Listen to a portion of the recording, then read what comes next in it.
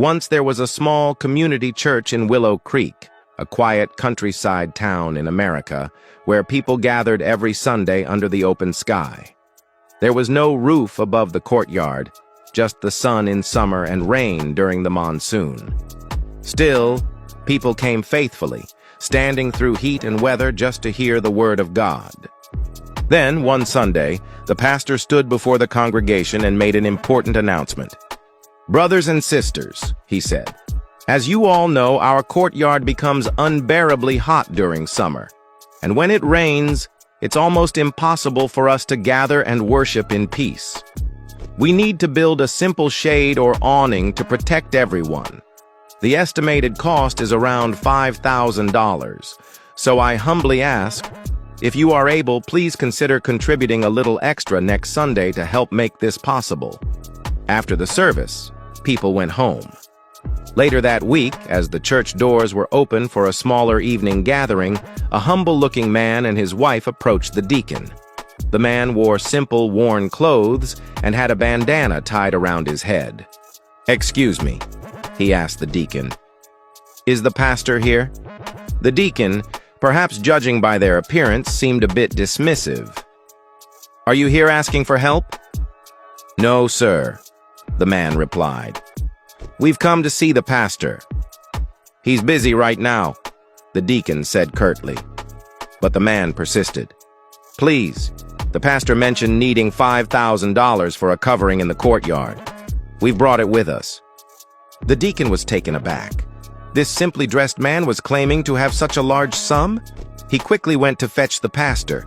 The pastor came to the door and greeted the couple warmly. He too was surprised by their appearance. "Sir," he asked gently, "where did you manage to get this money?" The man replied, "From our home, pastor. You see our clothes, and we may not look wealthy, but we work hard. We collect recyclable materials, cans, bottles, things like that. My wife and I have been saving for a long time. We don't have a proper house. We live in a small shed near the train tracks. We were saving to build a home for ourselves," he continued. "But last Sunday, listening to your sermon and thinking about everyone having to stand in the hot sun, we talked about it. My wife said that we've managed in our little shed for this long. We can manage a little longer, but it's important that everyone has a comfortable place to gather. So we wanted to give this money for the shade." The pastor was deeply moved. "Sir," he said, "we can't just accept this large amount from you directly. We need to inform the church council, the treasurer, the members." Soon, many people from the community had gathered. When they heard the story, that this humble couple who collected recyclables had single-handedly offered $5,000, they were ashamed. "It's embarrassing," one of the wealthier members said. "Here we are with our comfortable homes and businesses, and this hard-working man is showing us such generosity." The pastor turned to the couple. "Please," he said, "keep your money. You deserve to build your home." But the man was firm. "No, pastor, we've made up our minds. Please accept it." The pastor finally agreed. "All right," he said. "Please have a seat." Then the community members started talking amongst themselves. "How much can you contribute?" one asked. "I can give 200, another replied. "I can do 300, said someone else. The contributions kept coming in, and soon, the community had collectively raised $50,000. The pastor then turned to the humble man.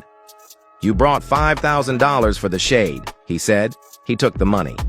"And the community has also raised some amount of dollars." He then handed the newly collected $50,000 back to the man. "We have accepted your generous contribution for the shade, and now please accept this money from the community so you can build your home."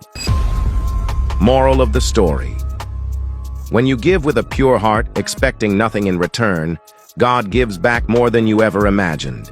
True richness isn't found in how much you keep, but in how much you care. A selfish mind will always feel poor, no matter how much it has, because it's focused only on itself. But when you think beyond yourself, when you care about others, uplift your community, help the poor, and serve a greater purpose, you are never truly poor. Because God doesn't bless the hand that clutches,